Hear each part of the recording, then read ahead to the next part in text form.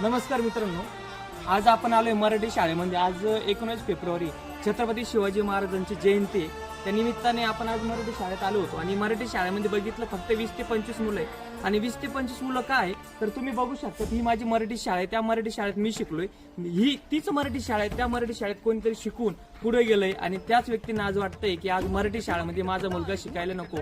तर असं का होतंय तुम्ही बघू शकता, ही मराठी शाळा, या मराठी शाळेमध्ये विचार करू शकता, हे पत्रे फार गंजलेले आणि पत्रे गंजलेले आजूबाजूची भोवती म्हणजे स्वच्छता तर शिक्षक लोक करताच, परंतु तरी पण विचार जर केला तर चांगली व्यवस्था मुलांना इथं भेटत नाहीये। त्यामुळे प्रत्येकाला असं वाटतंय की मराठी शाळा ही खाजगी शाळेमध्ये जर आपला मुलगा जर टाकला तर त्याला सगळ्या सुविधा भेटतील। तर मला तर असं वाटतंय की सरकारने प्रत्येक गावामध्ये जाऊन बघितलं पाहिजे की हे ज्या मराठी शाळा आहे आपण कशा सुधारण्याचं काम करू, जेणेकरून जास्तीत जास्त विद्यार्थी ना इथे येऊन बसतील।